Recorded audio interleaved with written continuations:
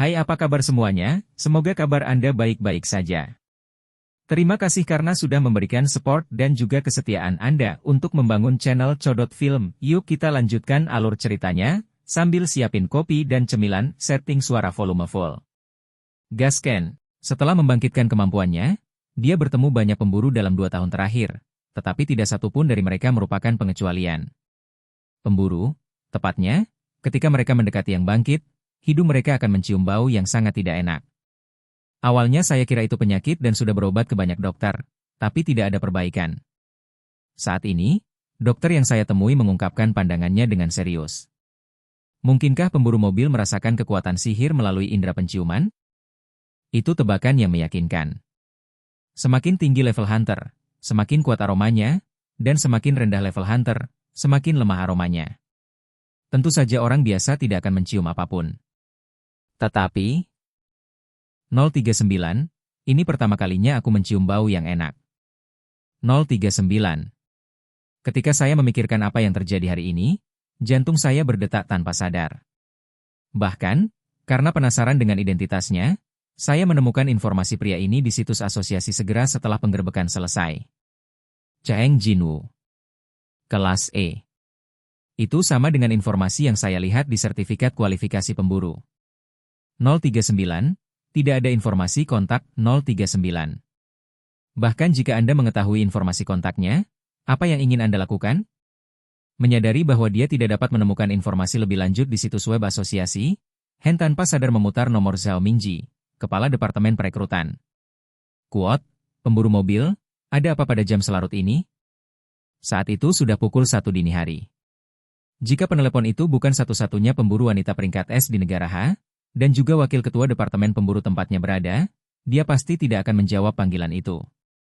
Ketika dia mendengar suara setengah mimpi Zhao Mingji, untuk sesaat, Cha Hein menyesal menelepon. Kemudian dia berbicara dengan susah payah. Bisakah kamu membantuku mencari tahu tentang Cheng Jinwoo dari tim penambangan? Apakah kamu berbicara tentang pemburu erang yang pernah menjadi anggota asosiasi Hunter? Cha Hein terkejut. Zhao Mingji adalah manajer rekrutmen dari guild teratas di negara Haji. Bagaimana orang seperti itu bisa mengetahui nama pemburu level E? Apakah kamu mengenalnya? Quote, itu. Sebenarnya Ketua Cui juga menanyakan pertanyaan yang sama kemarin, dan dia juga memintaku untuk menanyakan tentang informasi orang itu. Ketua Cui? Ya. Apa kamu tahu kenapa? Ini, saya tidak tahu terlalu baik. Jadi akhirnya ditemukan? Desahan terdengar dari penerima. Saya juga menghabiskan banyak upaya untuk bertanya, tetapi asosiasi memblokir informasinya. Saya bukan pemburu senior, dan ini adalah pertama kalinya saya menghadapi situasi di mana informasi pemburu biasa diblokir. Apa? Bolehkah saya bertanya mengapa pemburu mobil itu mencarinya? Apakah ada tempat yang bisa saya bantu? Tidak apa-apa, maaf mengganggumu selarut ini. Klik. Ini adalah percakapan dari 3 jam yang lalu. Awalnya memberanikan diri untuk ingin tahu siapa dia, tapi sekarang aku semakin penasaran. Seorang pemburu yang bahkan ketua departemen pemburu ingin mengetahui identitasnya, dan informasi tersebut disembunyikan oleh asosiasi pemburu. 039. Pastinya tidak sederhana. Tidak, saya harap dia tidak sederhana. Saya sangat menantikannya. Mungkin ini akan menjadi petunjuk untuk mengungkap konstitusi aneh yang telah menjangkiti diri saya yang berusia 21 tahun 2 tahun lalu hingga sekarang. 039. Apakah ada kesempatan bagi kita untuk bertemu lagi? 039. Cha Hein memikirkan topi keras Seong Jinwoo, dan logo pemburu tercetak di helm dan terusan. 039. Orang itu bekerja di tim pertambangan. 039. Berbeda dengan tim raiding miliknya, tim mining masih bekerja sampai sekarang. Jika Cheng Jinwoo tidak meninggalkan tim penambangan, mungkin mereka akan bertemu lagi. Ayo pergi. 039. Tidak jarang wakil ketua guild secara pribadi mengunjungi tempat penyerbuan. Mampir saja untuk melihat apakah orang itu masih ada. Mengapa? Ketika saya berpikir bahwa saya mungkin dapat melihat pemburu aneh itu lagi, hati saya menjadi tenang. 039. Sekarang saya harus tidur sebentar. 039.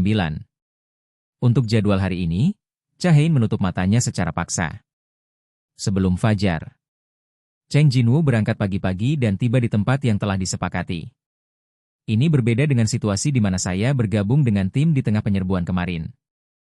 Apakah sepertinya aku khawatir sia-sia? Saya khawatir ini mungkin terlalu dini, tetapi sudah banyak pemburu yang menunggu di depan portal. Xiao Cheng. Xiao Cheng. Kapten Pei Yunxi menyapanya lebih dulu. Xiao Cheng ada di sini. Hei, Xiaeng. Perbedaannya dari kemarin adalah pemburu lain juga menyambut Cheng Jinwoo dengan mata atau gerak tubuh mereka. Setiap manusia sangat penting untuk pekerjaan penambangan, jadi selama mereka adalah rekan yang cakap, semua orang sangat disambut. Para pemburu tim penambang bisa merasakan kegembiraan dari ekspresi mereka. Ini benar-benar sedikit memalukan. Setelah menjadi pemburu kelas C, dia hanya akan menerima perlakuan kasar, tetapi ini adalah pertama kalinya dia dihibur oleh orang lain. Cheng Jinwoo sedikit bingung. Tetap saja, dia tidak menyukai tanggapan jujur mereka. Kuat? Kuat. Cheng Jinwoo diam-diam menundukkan kepalanya sebagai tanggapan. Kuat? 1, 2, 3. Kuat. Kapten Pei, yang menghitung jumlah orang, menuliskan angkanya di atas kertas. 18, 19, hampir semuanya ada di sini. Angka-angka ini seharusnya cukup. Bagaimana saya mengatakannya? Tidak masalah jika 1 atau 2 orang absen pada hari seperti hari ini. Karena kita punya 2 kartu truf. 039. Kapten Bae, yang melakukan kontak mata dengan Mo Jinsu dan Seong Jinwoo, tertawa, lalu Mo Jinsu mengalihkan pandangannya, dan Seong Jinwoo memiringkan kepalanya. Pada saat ini. Itu, Kapten Pei. UPS, aku terkejut. Bahu Kapten Pei gemetar ketakutan mendengar suara tiba-tiba dari sampingnya. Mampu bergerak tanpa disadari adalah bukti kehebatannya. Karena itu, Kapten Pei menatap marah ke arah San Kijun, kapten tim penyerbu. Oh, jantungku hampir berhenti, Hunter San. Maaf, karena aku mengembangkan kebiasaan di ruang bawah tanah, jadi aku tidak bisa menahannya. San Kijun sedikit tersenyum. Kapten tim pemulihan tiba-tiba muncul di belakang San Kijun. Akal macam apa yang bisa dimiliki seorang lelaki tua? Oh, bahkan kamu? Kenapa kamu datang ke lokasi tim penambangan? Siapa yang akan datang jika tidak ada apa-apa? Pasti ada sesuatu yang akan datang.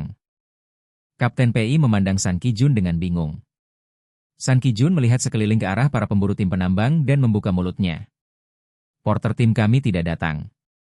Jika memungkinkan, saya ingin meminjam seseorang dari tim pertambangan Anda. Hah?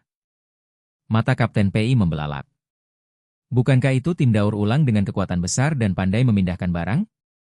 Mengapa kamu datang ke tim kami untuk mencari? Jadi kapten tim pemulihan di samping mengambil kesempatan ini untuk menyalakan api. Anggota tim kita bahkan tidak makan malam kemarin, dan mereka bekerja selama 3 jam untuk menyelesaikannya. Sekarang mereka ingin kita memindahkan perlengkapannya? Tim daur ulang kemarin bahkan tidak makan malam, dan hanya ada satu alasan harus bekerja lembur. Semua karena pekerjaan kru penambang selesai begitu cepat. 039. Benar, terima kasih kepada Xiao Cheng, saya biasanya harus bekerja sampai jam 7, dan selesai setelah jam 5.039.